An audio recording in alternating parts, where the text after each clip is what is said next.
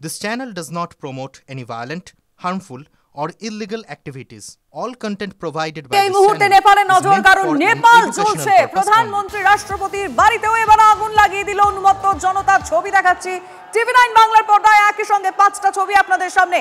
একদম মাঝখানের ছবিটা আপনারা যেটা দেখতে পাচ্ছেন প্রধানমন্ত্রী ওলির বাসভবন প্রথমে ভাঙচুর আর তারপরে আগুন লাগিয়ে দেওয়া হয়েছে নেপালের সুপ্রিম কোর্ট ভাবুন একবার নেপালের সুপ্রিম কোর্ট সেখানেও আগুন লাগিয়ে দিয়েছে বিদ্রোহীরা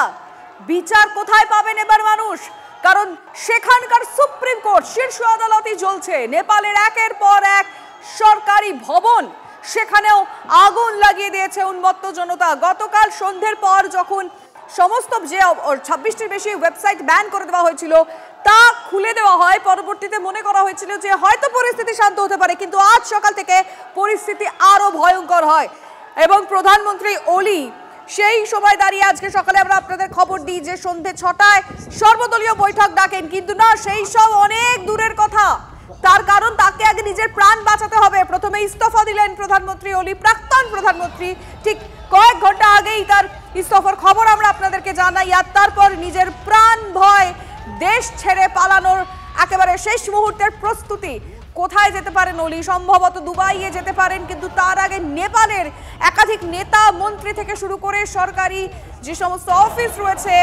যে সমস্ত পার্টি অফিস রয়েছে কমিউনিস্ট পার্টি কংগ্রেসের যে সদর দফতর সমস্ত জায়গায় আগুন জ্বালিয়ে দিয়েছে উন্মত্ত জনতা এমনকি নেপালের সংসদ সেখানেও চলছে সেখানে উন্মত্ত জনতা জনস্রোত যখন সংসদের সামনে গিয়ে পৌঁছয় সেনার তরফ থেকে সবকটা দরজা তারা খুলে দিতে বাধ্য হন আর সেখানে তারা প্রবেশ করেন অর্থাৎ যারা বিদ্রোহীরা সংসদে প্রবেশ করেন আগুন জ্বালান একের পর এক বিস্ফোরণ কখনো এসি কখনো গ্যাস সিলিন্ডার সেই সংসদের ছবি যেমন দেখাচ্ছি পাশাপাশি আরো বেশ কিছু খবর আসছে আপনাদের জানাবো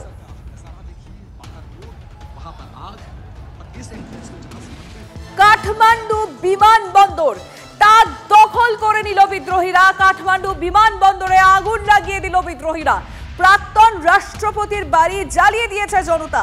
বিদ্যা ভান্ডারীর বাড়িতে আগুন লাগিয়েছে উন্মত্ত জনতা অধিকাংশ মন্ত্রীকে নিরাপদ স্থানে সরিয়েছে সেনা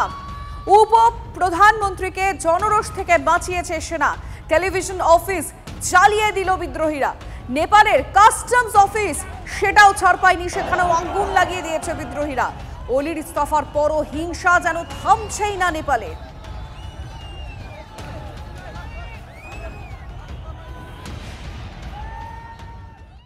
कितना गुस्सा है लोग अभी भी किस तरीके से एक एक कर चुन चुन कर वीरगंज के जितने बड़े कार्यालय हैं जितने बड़े दफ्तर हैं सरकारी दफ्तर उन दफ्तरों को निशाना बना रहे हैं करीब 1 दर्जन से ज्यादा पुलिस चौकी को फूंक दिया गया है ये महानगर पालिका का कार्यालय है इसे फूंक दिया गया है और न जाने कितना और नुकसान किया गया है इसका सही अंदाजा अभी किसी को नहीं चाहिए एक बार फिर से वहीं चलते हैं आइए आग बुझाने की कोशिश भी की जा रही है लगातार ये कोशिश की जा रही है कि किसी भी तरीके से आग पर काबू पाया जा सके ये धू कर चलती हुई कारें देखिए 1 2 3 4 5 आप गिनती नहीं कर सकते हैं ये लोगों का गुस्सा है लोगों का आक्रोश है लोग इस कदर भड़के हुए हैं कि अब वो किसी भी चीज को छोड़ नहीं रहे हैं किसी भी सरकारी दफ्तर में जब वो घुसते हैं तो सबसे पहले गाड़ियों को निशाना बनाते हैं मोटरसाइकिल कार और जहां 1.5 दर्जन से ज्यादा कार को ऐसे ही लोगों ने फूंक दिया आए गुस्साए नाराज लोगों ने एक एक करके आग लगाना शुरू किया और इस कार्यालय के परिसर में जितनी भी कारें रखी हुई थी उन कारों को आग के हवाले कर दिया है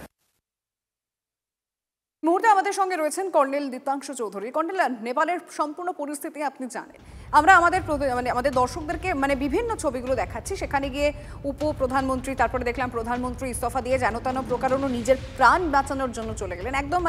সেই বাংলাদেশের রিপিট টেলিকাস্ট আমরা দেখতে পাচ্ছি আমি আপনার মতামত জানতে চাইবি এবার আপনার কি মনে হয় নেপাল কোন দিকে যেতে পারে দেখুন নেপালে যে অবস্থান আমরা এটা 14 মাস আগে আপনি যেটা you have rightly brought out আমরা এটা এই চিত্রটা খুব পরিষ্কার আমরা এটা বাংলাদেশে দেখেছিলাম এবং এটা কোনোটাই হঠাৎ হয়নি এটা কেউ না কেউ এর চিত্রটা কেউ না কেউ অঙ্কন করছে কোথা থেকে এঁকে দিচ্ছে এই একটা টেমপ্লেট বানিয়ে দিচ্ছে এবং এই টেমপ্লেটটা কারো না কারোর হাতে লাগাম আছে সেটা ফলো করছে এক রাত্রিরে সোমবার এবং মঙ্গলবার লক্ষাধিক ছাত্র অভ্যুত্থান হয়েছে এটা নিশ্চিতভাবে কোনো লিডারলেস এটা হতে পারে না, হচ্ছে এক। দ্বিতীয়ত, যেমন গতকাল 20 জন ছাত্রকে গুলি করে মারা হলো এবং প্রায় 200 জনের ওপর আহত, গুলি দিয়ে আহত, সেইখানে কিন্তু আজকে দেখেছি আজকেও প্রায় লক্ষাধিক ছাত্র, শুধু কাঠমান্ডু না, বিভিন্ন জায়গায়, সেটা পূর্ব এবং নেপালের পশ্চিমে প্রত্যেকটা জায়গায়, ছোট ছোট জায়গাগুলো কিন্তু ছাত্ররা নেমে এসেছে রাস্তায়। তার মানে এটা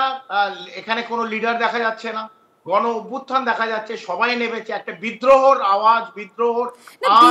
বুঝতে পারছি কর্নেল, কিন্তু আমি যদি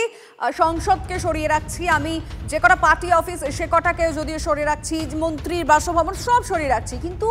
দেশের সুপ্রিম কোর্ট যেখান থেকে বিচার পাবেন সেই আশায় মানুষ পৌঁছন, সেই সুপ্রিম কোর্টেও আগুন লাগিয়ে দেওয়া হয়েছে। মানে এটা কেন হচ্ছে, বা এটাতে তারা কি প্রতিবাদ করবে? দেখুন, এই প্রতিবাদটা যেটা আমরা গণমাধ্যমে দেখছি অথবা টেলিভিশনের পর্দায় দেখছি, এটা সামনে এটা ফাসাদ। এইটার আমি আবার বললাম, কেউ না কেউ পুরো প্লটটা বানিয়ে দেওয়া হয়েছে। এটা আজকে কালকে পরশু হয়নি। কি করতে হবে, কোথায় করতে হবে, যদি মনে হয় আমাদের এইগুলো দেখে খুব অ্যাব্রাপ্ট, সেটা কি দেশের ইন্টারনাল কেউ হতে পারেন? আরেকবার সরি, এটা দেশের ইন্টারনাল কেউ হতে পারেন বা কোনো সংগঠন হতে পারে? ইন্টারনাল একদম না। যেটা বাংলাদেশে যে কুয়াশা আর ধোঁয়াশা ছিল 14 মাসে, নিশ্চিতভাবে আমরা এখন জানি কে এর পেছনে ছিল, কোন রাষ্ট্রের ইন্টারেস্ট আছে এই জায়গাটায়, গ্লোবাল সাউথে, এবং ভারতের পূর্ব এবং উত্তর পূর্ব যেসব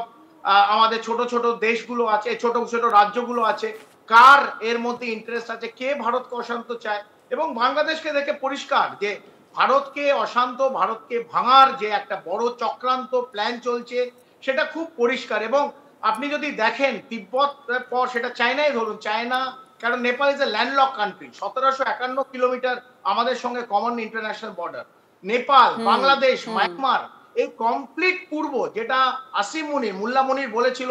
যদি ভারতকে আঘাত করতে হবে পূর্ব সাইড থেকে হবে, উনি তো খুব সত্যি কথা বলেন। এবং চাচা ইউনিসকেও দেখেছি যে এই গণ অভ্যুত্থানের পর বাংলাদেশে একজনকে বসিয়ে দেওয়া হলো এবং মার্কিন যুক্তরাষ্ট্রের লোক। এবং এটাও খুব পরিষ্কার, আজকে এটা আমরা সকাল থেকে জানি যে অলিকে আজকে রেজিগনেশন দিতে হবে, এবং এটা কয়েক সপ্তাহের ব্যাপার। এখানেও দেখবেন যে কাউকে বসিয়েছে মার্কিন যুক্তরাষ্ট্র। এবং একটা শেষ প্রশ্ন আপনাকে করতে চাইবো, শ্রীলঙ্কা বাংলাদেশের ক্ষেত্রে দেখেছিলাম, এক্ষেত্রে তো ভারতকে একটা স্ট্যান্ড পয়েন্ট নিতেই হবে, সেখানে তো একটা কৌশল তো তাদের পৌঁছতেই হবে। আপনার কি মনে হয়, একদম শেষ প্রশ্ন, কি স্ট্যান্ড পয়েন্ট থাকতে পারে ক্ষেত্রে ভারত? করা দরকার। বাংলাদেশ এবং নেপাল, যেটা কমপ্লিটলি ভারতের উপর নির্ভরশীল ছিল, এবং নেপাল তো ইকোনমিক ভাবে ভীষণভাবে নির্ভরশীল, তাদের একটা বড় সংখ্যক লোক গোর্খা রেজিমেন্টে কাজ করে, তাদের বড় সংখ্যক লোক যারা পেনশন পায় সেটা ভারত থেকে যায়, তাদের একটা বড় সংখ্যক economic help or aid Bharatvarsha থেকে যায়। সেই জায়গা থেকে একটা নির্ভরশীল দেশ,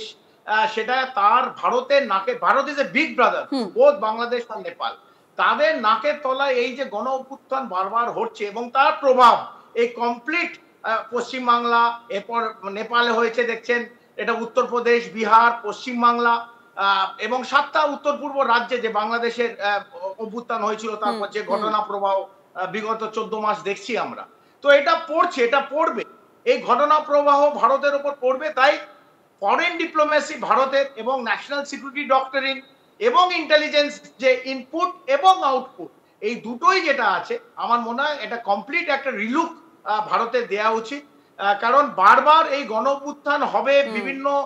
রাষ্ট্রে যেগুলো ভারত নির্ভরশীল, এবং তার প্রভাব কয়েকদিন পরে ভারতে এসে পড়বে, এবং ভারতকে বিচ্ছিন্ন করা, অশান্ত করা, বিভাজন করা, এই যে একটা অবজেক্টিভ অন্য রাষ্ট্রগুলো থাকবে, এবং একটা বৃহৎ রাষ্ট্র এই ছোট ছোট রাষ্ট্রগুলোকে দিয়ে একদম একটা পরোক্ষ প্রভাব তো অবশ্যই আসবে। অনেক ধন্যবাদ আপনাকে কর্নেল ইত্যাংশু চৌধুরী আমাদের সঙ্গে ছিলেন।